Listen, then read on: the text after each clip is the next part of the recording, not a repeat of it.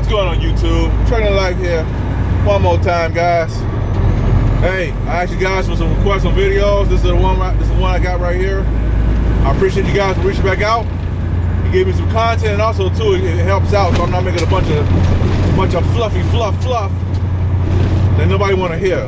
So this is a question I got explaining what is leasing on to a company.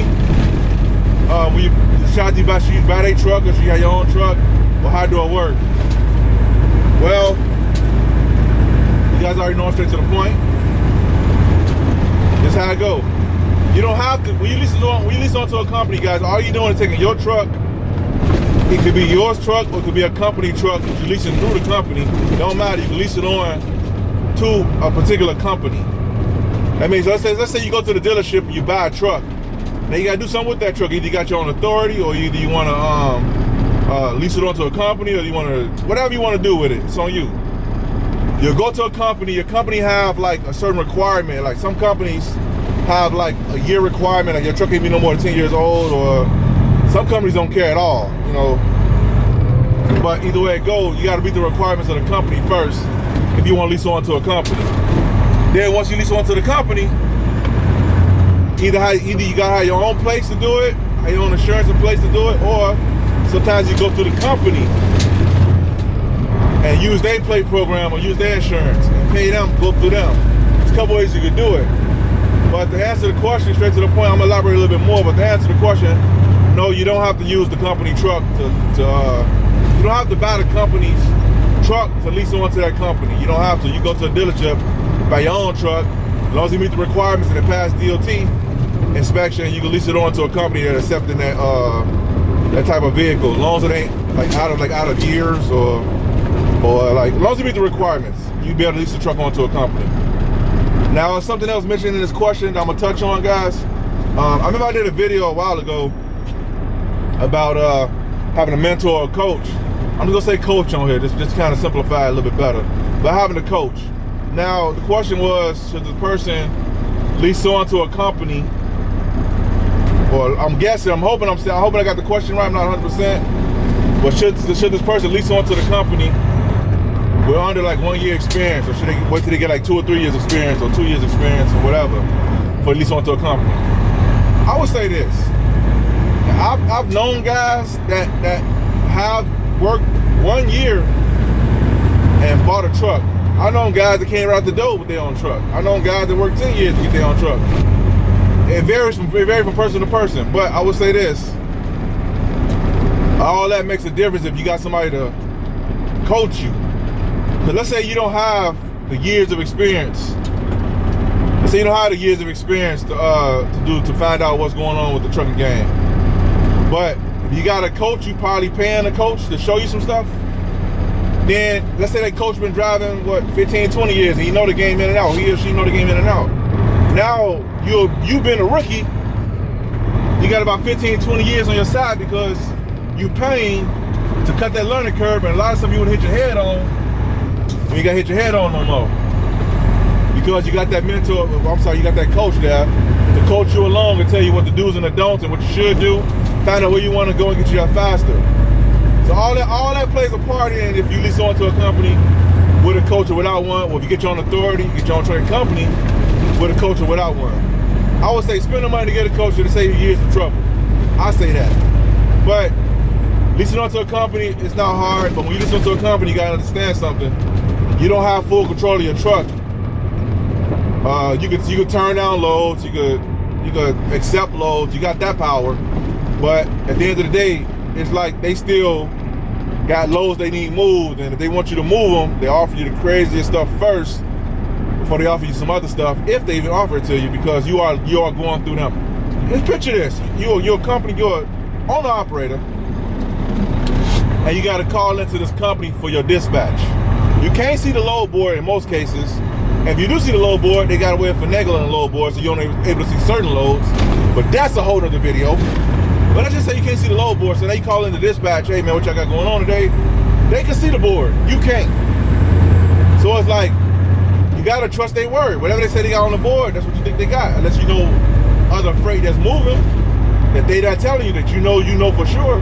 but it's hard to really tell that. So you really kind of at the company you leased onto, you at they I would say beck and call. I ain't gonna say that, but you more relying on, you gotta rely on them a lot more than as if you had your own thing.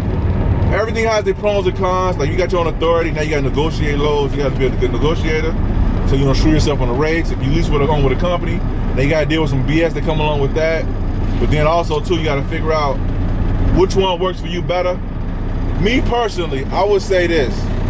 If you don't have a mentor or a coach and you want to get your own truck, if you do, I ain't saying do it or don't do it. I'm saying, but if you do, I will lease onto a company to get your feet wet first, because the company go do all the paperwork, the tax. All thing you really pretty much gotta worry about is the 2290.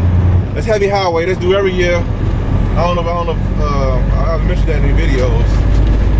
But you do the 2290 form every year. That's what you're responsible for. You can't renew your plates without that form being filled out and paid. You gotta pay that dope. It's $550 plus a fee if you pay somebody to do it. But so me, my mindset was I leased onto a company because I went in a crazy way. No money down, overpriced truck. I went in that way. You know, just want to get my foot in the door. But also I wanted to learn the process, learn how this stuff works. And it's kind of better to learn about somebody else first, to kind of get an understanding of what's going on, so you have a better chance of surviving if you ever want to branch off into your own thing. You got the bare minimum, the basics. And I also would say this too, even if you're a company driver and you get experience as a company driver, the only part you really get experience at is the company driving side. How companies got systems and processes, and how you were able to actually, drive the truck and back up and all that stuff. As a company driver, you're really not getting the business experience or side of things, because you're a company driver. You don't have the responsibility of maintenance of a truck. You have to worry about no fuel. You have to worry about no parking. You have to worry about if the truck is started not in the wintertime. You have to worry about none of that stuff. You have to worry about the paperwork on it, the tax on it, how many miles you run to each state. You have to worry about none of that. All you're worried about is getting in the truck, turning the key, make sure it's safe to drive on the road, and going about your business. That's all you're pretty much thinking about when you're a company driver. So you, technically speaking, if you want to become an owner operator or a lease driver, how you want to define it, you still have to get in the mix to really figure out what's going on. You ain't gonna learn as a company driver. You ain't gonna learn how to drive as a company driver, like I said before. You may learn a little bit twos and fews here and there, but you ain't gonna learn unless you actually in it. You realize when them bills start coming in and you look around and say, hey man, who's gonna pay these bills? And everybody looking at you like, you gotta pay these bills, this is your truck. That's when it hit you, that's when they hit home, like, okay, yeah, it just got real. You know what I'm saying? It really just got real. Now me personally, I don't promote owner operators, I just speak about it because that's what I'm doing. And I know a lot of guys that do it, and I try to spread some knowledge about it that I know about it. So if you are an owner operator, you kind of have a good idea how to maintain your truck, or how to run your numbers, or how to do this. That's the only reason I touch on it, guys. And I asked you guys for requests, and you guys, this is one of the questions. And I thank you for the question. I'm not sure if this is completely answering that question, but pretty much you could. Oh man, I see flashing lights, man. Oh guys.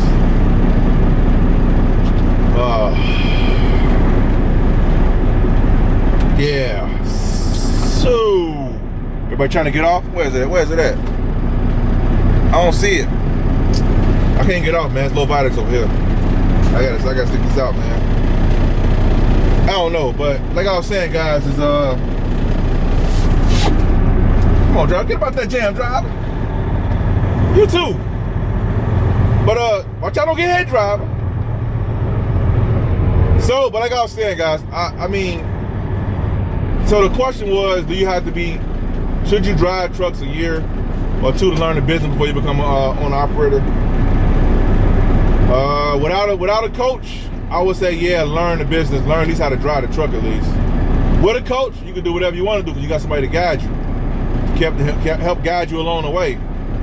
Coach saves you time and years, guys. I don't know, people I don't think people really understand the significance of a coach, man. A coach will really, stuff you thought that was going the right way, a coach can save you time and so much money and make you money and multiply your income at the same time. Invest in coaches, guys. It's worth it. It's worth it. But yeah, with a coach, I would say, yeah, jump out the window. You can do it. Without a coach, I say at least learn how to drive the truck first. Well, have somebody to show you. Learn the basic mechanics of a truck first. And then, if you want to jump out the window, jump out the window. But also, too, learn basic business skills. Like if you don't know nothing, you never took a business class, or you never been around nobody who's a business owner. A lot of people look at, I ain't gonna say a lot of people, keep saying that, because I talk to a lot of people, guys, and some people I talk to, I say that. Some people I talk to, they don't look at truck, they don't look at like a one-man truck as a business. It is a business. It's a business. You gotta treat it as a business. If you don't treat it like a business, it's gonna fall like a business. I guarantee you that. It is. I don't care if you got one truck or 15 or 20 trucks, or 30 trucks or 50 trucks. You responsible for keeping that thing running, and that thing is feeding some bills and paying some bills, and you gotta make sure that thing is up to par. It's your business. You ever heard that saying, mind your own business? Well, this is minding your business, literally minding your business. So you could be a company driver and still mind your business, but it ain't nothing like actually being in the field and actually in the grit, guys. You'll learn, don't get me wrong, you'll learn, but it's better to learn smarter, not harder. I just say it like that. With a coach, you'll learn a lot smarter. By yourself, trying to wing on your own, you'll learn a lot harder. But anyway, guys, I'm not sure if this answered the video. I hope it is. I hope it did.